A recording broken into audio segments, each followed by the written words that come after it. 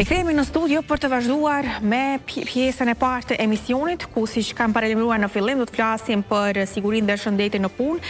Jemi në prag të rritjes shumë të madhe të temperaturave që din ta karakterizoj verën, stinën e verës, dhe veç se ka filluar të ndjehet ky ndryshim i temperaturave, çka do të jetë një ndikues ose një rrezik dhe do të jetë edhe një vështirësi për kryerjen e punës në disa sektorë, në veçanti në sektorin e ndërtimtarisë. Ditën e djeshme patëm edhe një thirrje nga ana e Inspektoratit të Punës, të cilët kanë bërë thirrje pra që të ketë një kujdes më të shtuar edhe nga pronarët, por edhe nga punëtorët në prag të këtyre temperaturave të larta që pritet të rriten edhe më shumë në ditët në vazhdim. Për diskutuar se çfarë rreziqe ose çfarë vështirësi sjellin temperaturat e larta në sigurinë dhe shëndetin në punë, do të kemi mundësinë të bëjmë një intervistë me ekspertin e shëndetit dhe sigurisë në punë, zotrin Naim Bajraktari. Zotri Bajraktari, përshëndetje. Përshëndetje. Jemi tani zyrtarisht në temperaturat e larta që din ta karakterizojnë stinën e verës. Kemi filluar ta ndjejmë këtë ndryshimin klimatik nga një temperatura të cilat ishin nën 20 gradë. Tani kemi të gjitha mbi 20 dhe do të vazhdojnë të jenë edhe mbi 30 gradë, çka do të thotë se përcjellin një vështirësi dhe rrezik në disa sektorë të punës në vendin tonë. Do doja të na tregonit se cilët nga sektorët janë rrezikohen më shumë ose vështirësohet puna më shumë nga temperaturat e larta fillimisht, dhe pastaj të kalojmë tek ajo se çfarë duhet bëhet, cilat janë masat që duhet të ndërmerren. Po, fillimisht kjo gjë e pritur në sezonën e verës, temperaturat janë gjithsesi më të ngritura, më të larta, edhe një nga masat që duhet kujdesemi për sigurinë dhe shëndetin e punëtorëve në përgjithësi, për elementet tjera, për rreziqet e tjera që disa herë kemi përmend, po tani është aktualitet me temperaturat e larta, do të thotë është edhe marrja e masave për kujdesin ndaj qëndrimit në këto temperaturat e larta, sidomos në këto ditë të verës. Tani kemi filluar këtë sezonin thuja të vapës. Çka duhet merret këtu tani? Kjo vlen nuk vlen vetëm për punëdhënësit, por vlen edhe për punëtorët, që do të thotë vetë punëtorët duhet të jenë kujdesshëm, duhet të kenë këshilla, dhe këto këshilla gjithsesi duhet jep dikush nga punëdhënësi brenda kompanisë aty.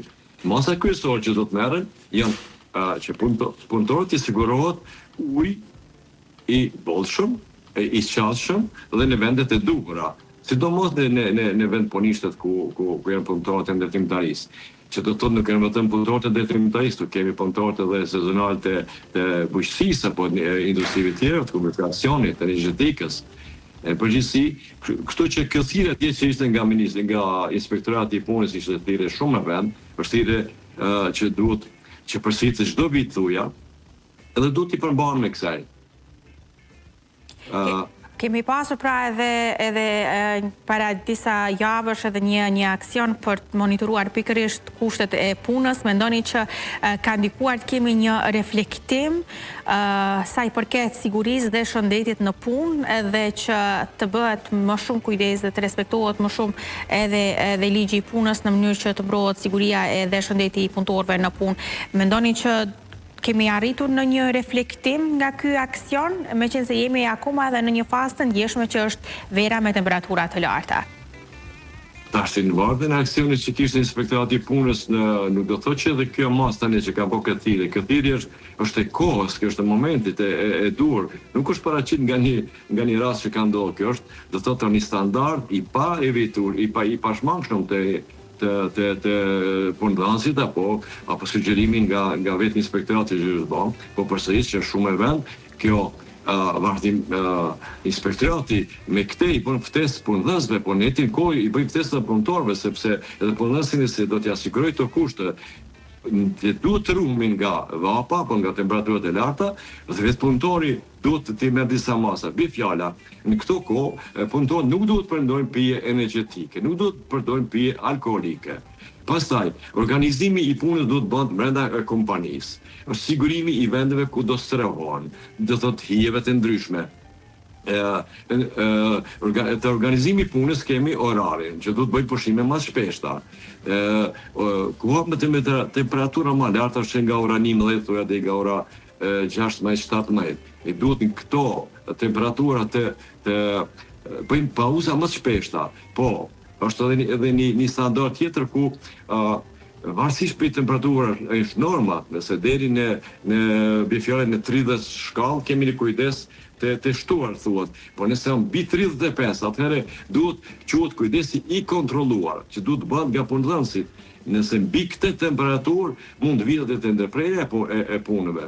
Në përgjithësi kjo e do një menaxhim që ne në standardin e sigurisë në punë e quajmë menaxhim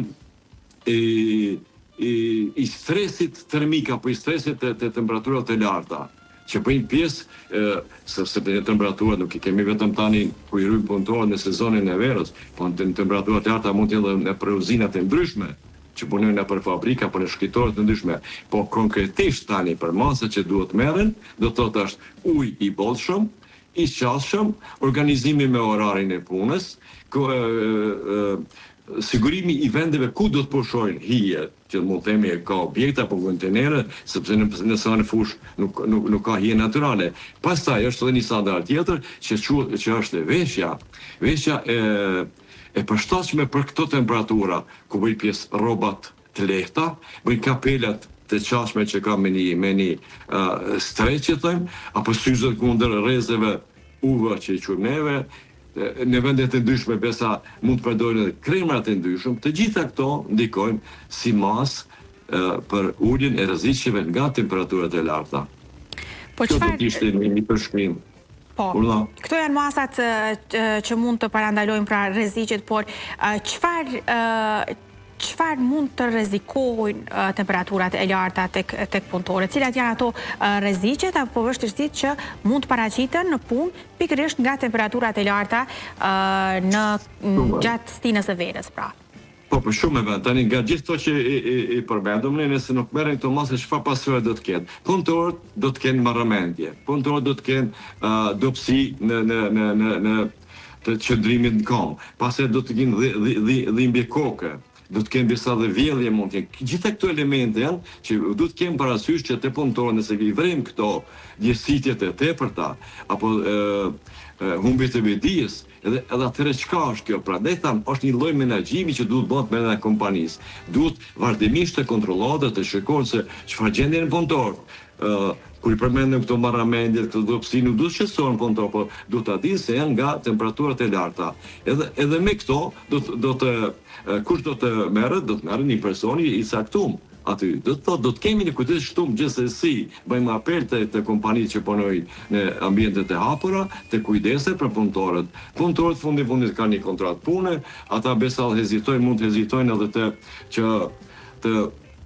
të tregojnë se nuk mund me punu, apo se janë të lodhur apo ndjesitën, të kërkojnë ndihmën. Po ju them punëtorëve që lirisht të kërkojnë ndihmën, se këto ditë e vapës mund të kenë pasoja. Kështu që është më mirë me kërkoni ndihmë te punëdhënësi, edhe punëdhënësit të kenë parasysh, të ruajnë punëtorët, të ruajnë shëndetin e tyre. Kjo do të ishte një përmbledhje për marrjen e masave dhe përmbledhje për mosmarrjen e masave, çfarë pasoja do të kishin punëtorët. Tani, do doja edhe disa këshilla nga ju edhe për vetë punëtorët, çfarë ata duhet të kenë kujdes për veten e tyre, sidomos ata që janë më të ekspozuar në ambiente të hapura në kryerjen e punës ose obligimeve që kanë në punën e tyre. Cilat janë ato disa prej këshillave ose rekomandimeve nga ana juaj? Këshillat e mia ishin këto. Përdorim ujit me sa me shumë, që bile është një farë norme që thuhet se do të jetë diku 200-250 ml në çdo gjysore, gati thoya 6 litra ujë në çdo orë të pijet. Mos përdorin të përsërisim pijet energjetike, mos përdorin alkool. Pastaj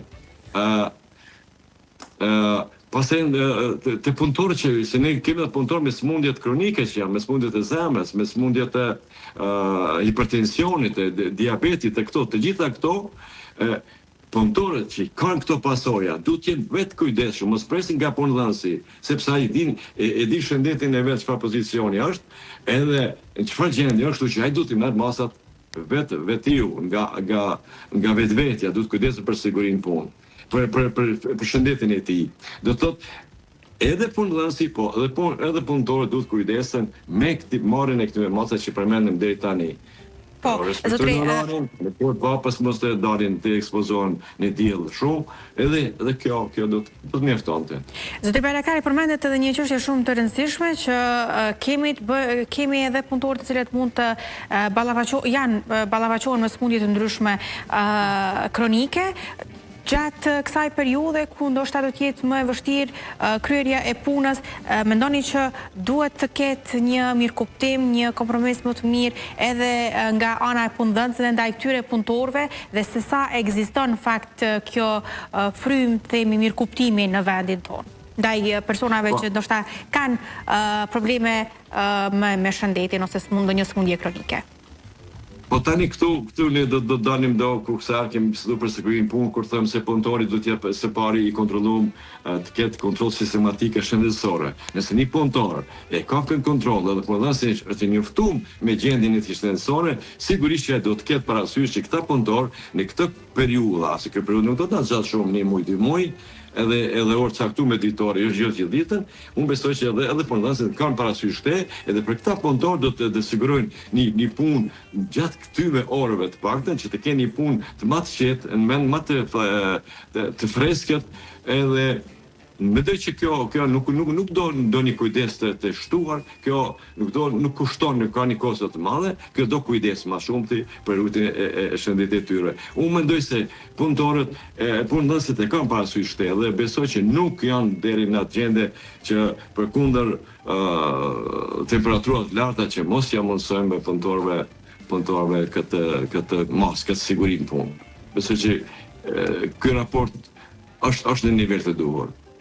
Zotri Bajrakari, unë ju falenderoj shumë për këtë paraqitje të drejtë për drejtë. Gjitha këto informacione dhe këshilla që ndahet me shikuesit tanë, ju përshëndes. Gjithë të mirat, shëndet për gjithë. Me këtë thënie të bukur, shëndet për gjithë, nga Zotri Bajrakari, do doja ta mbyllim edhe këtë pjesë të parë të emisionit për të shkëputur me një blog të shkurtër marketingu dhe të rikthehemi me pjesën